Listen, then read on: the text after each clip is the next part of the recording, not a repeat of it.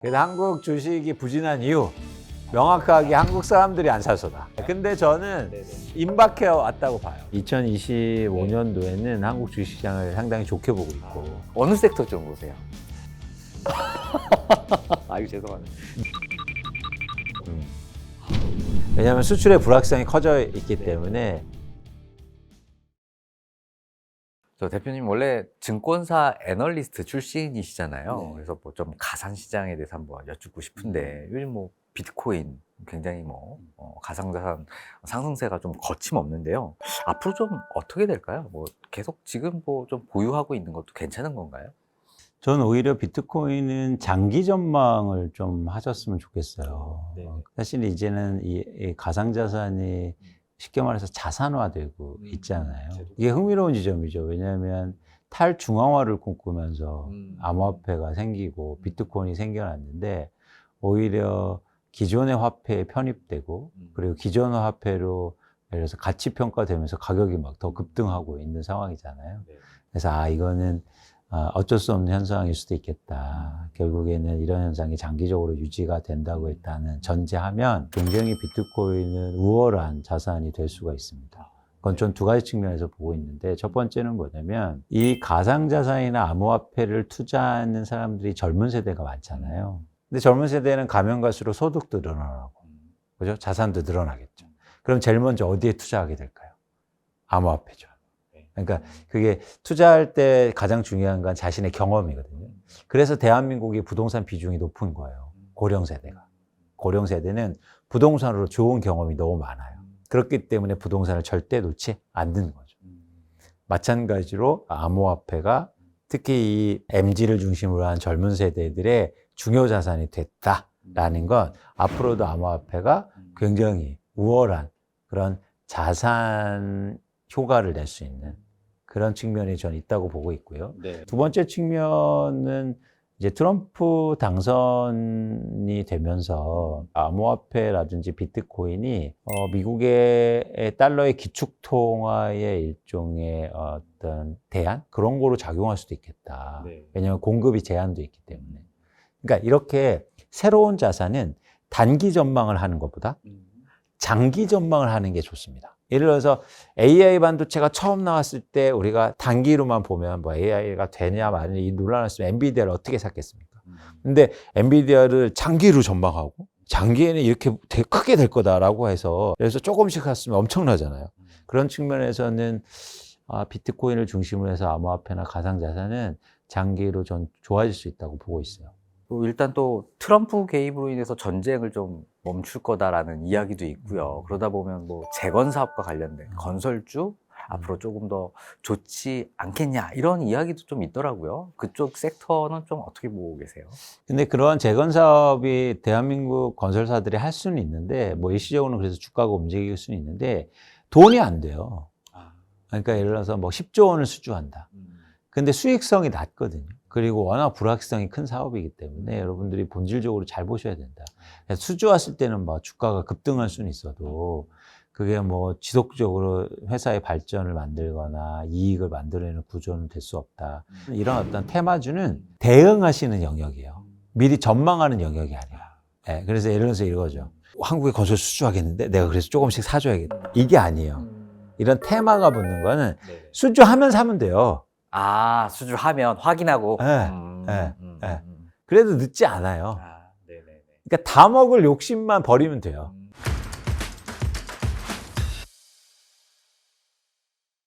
또 우리나라 이제 대표주죠. 삼성전자를 또 얘기 안 할 수가 없는데 4만까지 떨어졌다가 지금 5만 초반대에서 왔다 갔다 하고 있는데 국내 주식이 영 그 힘을 발휘 못하는 것 같아요. 이 외국의 어떤 다른 상황과 달리. 그러니까 구조적인 문제가 좀 있는 것 같아요. 저는 아주 구조적인 문제는 한국 사람들이 한국 주식을 안 사요. 왜 그러죠? 이게 너무 좀 수익률에 좀 믿음이 없는 건가? 그렇죠. 그리고 뭐 시장이라든가 아니면 기업의 수익에 대한 어떤 산업에 대한 어떤 신뢰가 떨어지기 때문에 사실 그게 저는 한국 디스카운트의 가장 큰 원인이라고 봐요. 제가 애널리스트 할 때 회사를 분석해서 주식을 사자, 팔자 이런 얘기를 하지 않습니까? 그래서 한국 주식 사자는 레포트를 쓰고 월스트리트의 외국인 펀드 매니저한테 이제 영업을 가잖아요. 그래서 이런 게 좋습니다. 이 회사 주식을 사세요. 그러면 저한테 꼭 물어봐요. 코리아 디스카운트가 뭔지 아세요? 이런다고 물은 거예요. 그래서 제가 전쟁이요? 뭐 한국이 뭐 경제가 불안해서요? 아니요. 한국 사람들이 한국 주식을 안 사는 게 가장 리스크예요. 근데 한국 사람도 안 사는데 왜 나보고 사라 그래? 네. 한국에서나 잘하고 그래요. 그렇게 제가 얘기 들은 적이 꽤 있어요. 네. 그게 본질이다. 그래서 한국 주식이 부진한 이유, 명확하게 한국 사람들이 안 사서다. 다른 데 핑계 대지 마시라. 아, 네, 알겠습니다. 자, 그럼 이런 저평가 이슈는 언제쯤 해소될 가능성이 있을까요? 한국 사람들이 사면. 살 때.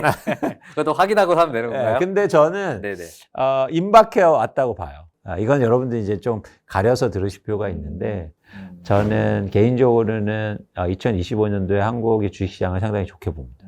너무 안 샀어요. 너무 안 샀어요. 너무 안 샀어. 이젠 살 때다. 어. 아, 진짜 뭐 전 세계 증시라고 보면 너무 디커플링 돼 너무 안 있어. 샀어. 네. 그래서 근데 조금만 트리거라도 생기면 한국 주식을 한번. 사기 시작하고 그러면은 큰 변화가 좀 일어날 수도 있다고 보고 있습니다. 그런 게 내년 한 어느 정도 시점에서 올까요? 신도 아닌데 자꾸 저는 한 네. 뭐 봄 지나면 봄 지나면 네. 그래도 좀 일찍 보시네요. 네. 아, 이제 트럼프 당선되고 우리나라도 좀 이제 불확실성도 다 해소되고 해소될 이러고. 때. 그러면 싼 데가 어디지? 그러니까 싸다는 건 뭐냐면 일종의 밸류에이션에 이런 거 볼 때 그러면 한국 주식이 이제 떠오르게 될 거예요. 네네. 어느 섹터 좀 보세요? 아유, 죄송하네. 내수요. 내수 쪽. 아. 왜냐하면 수출의 불확실성이 커져 있기 때문에 근데 시장은 오르는 힘이 있거든요. 그러면 이제는 그동안 못 올라왔고 상대적으로 그런 불확실성이 적은 섹터를 중심으로 해서 굉장히 가파르게 상승할 수도 있어요. 건설인가요? 건설주는 사실 부동산 시장이 안 좋기 때문에 건설주를 빼고 내수주. 뭐 F&B나 아니면 내수주인데 또 하나 수출도 가능한 K푸드나 아니면 뭐 K 콘텐츠 이런 것들 그 다음에 뭐 우리가 많이 쓰는 거 거기에서 찾아보시면 굉장히 네. 좋은 투자처를 발견하실 수 있지 않을까 네. 생각을 합니다. 네. 그럴 때 혹시 대형주를 사나요? 중소형주를 사나요? 뭐 이런 접근 그러니까 방법 그때마다 혹시 있나요? 다른데 기본으로 제가 전제한 게 뭐냐면 많이 안 샀다, 많이 하락했다 이거잖아요. 그런데 중소형주가 훨씬 더 많이 하락했거든요. 그래서 오히려 중소형주에서 좀 가능성이 있어. 우리나라 대형주는 대부분 수출주예요. 네, 알겠습니다. 결국 뭐 우리 부동산 투자 어떤 접근 방향과 좀 일맥상통하다라는 좀 느낌을 제가 맞아요. 받거든요. 왜냐면 자산 시장은 그렇게 서로 연관관계를 갖고 있습니다. 쉽게 말해서 아까처럼 제가 부동산을 누가 판다고 했나요? 이익을 본 사람들이 판다고 그랬죠. 그러면 그 아파트를 팔아서 뭘 할까요? 다른 이제 투자 자산으로 갈 수 있다는 거죠. 그러면은 그러면 주식 시장도 좀 좋지 않을까? 그런 생각을 좀 해보게 됩니다. 네. 네. 자, 그럼 2025년도 이제 우리 개인 투자자들은 어떤 전략으로 조금 접근하는 게 좋을까요? 그러니까 우리가 결국엔 투자에서는 두 가지가 가장 크게 고민되거든요. 뭘 사야지? 그리고 언제 사야지? 근데 저는 내년에는 투자자분들이 주식을 볼 때 뭘 사야지를 한번 중점에서 보셨으면 좋겠다. 그러니까 언제라는 시점보다. 그래서 잘 이렇게 좋은 회사를 고르시고 좋은 회사보다도 좋은 주식을 고르셔야겠죠. 그래서 좋은 주식을 고르시면 좋은 투자를 하실 수 있지 않을까 생각합니다.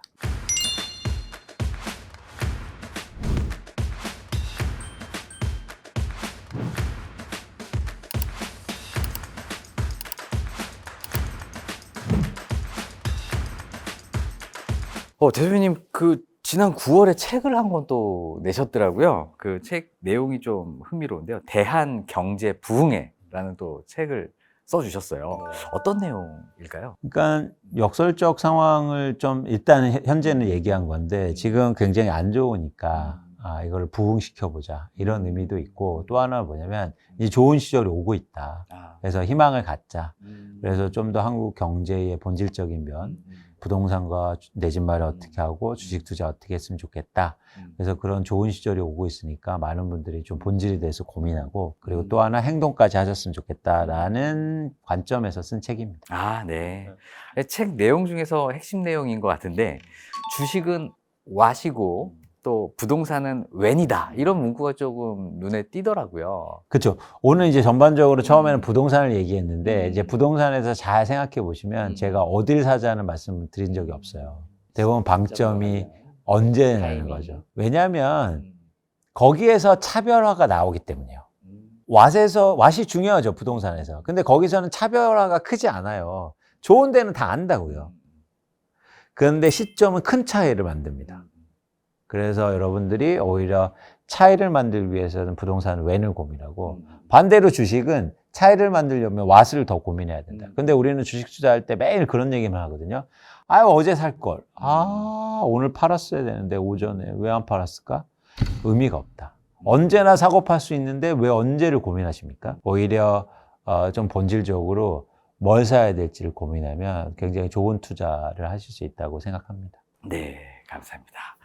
자, 일단 뭐 개인마다 상황과 자본금이 좀 다르겠지만 만약에 그래도 생애 첫 투자이다라고 한다면 주식 혹은 부동산 어떤 거를 조금 조언해 주시고 싶으세요? 주식이요. 주식, 생애 첫 투자인데 네. 이유가 있나요? 이유는 실수나 실패를 회복할 수 있는 탄력성이 높은 분야예요. 왜냐하면 유동성이 있으니까. 네. 그리고 단위 금액이 적지 않습니다. 그렇죠. 근데 부동산은 한번 실패하면 크게 문제가 되거든요. 그래서 초보라고 하실 때는 처음 하시는 분들 입장에서는 사실은 실수가 적은, 실패가 적은 분야를 먼저 하시면서 경험을 쌓는 게 중요하죠. 그러기 입장에서 주식이 훨씬 더 유리할 수 있습니다. 주식이 실패를 조금 극복하기 좋다라는 거는 그래도 아무래도 조금 뭐 조심스럽게 접근을 좀 해야 되겠죠?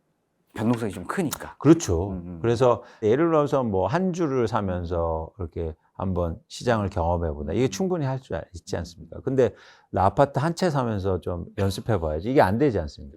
그래서 여러분들 욕심을 좀 버리시고 처음에는 투자에서는 경험이 되게 중요하거든요. 그래서 경험을 쌓는 입장에서는 주식을 한번 해보시면서 자산시장이 투자로 움직이는 자산시장이 이렇게 변동될 수 있구라는 걸 좀 보셨으면 좋겠습니다. 네. 2025년도에 지금 좀 내가 돈 좀 벌어보고 싶다. 이런 분들에게 혹시 핵심 투자 전략 하나만 조금 공개해 주신다면. 네. 그러니까 특히 한국의 주식에 대해서 관심을 좀 많이 가졌으면 좋겠다는 말씀을 드리고요. 그 중에서 이제 왓에 뭘 사야 되지? 이렇게 고민하셨으면 좋겠고, 부동산은 시점이 중요한데 이제 시점이 또 오고 있으니까 공교롭게도.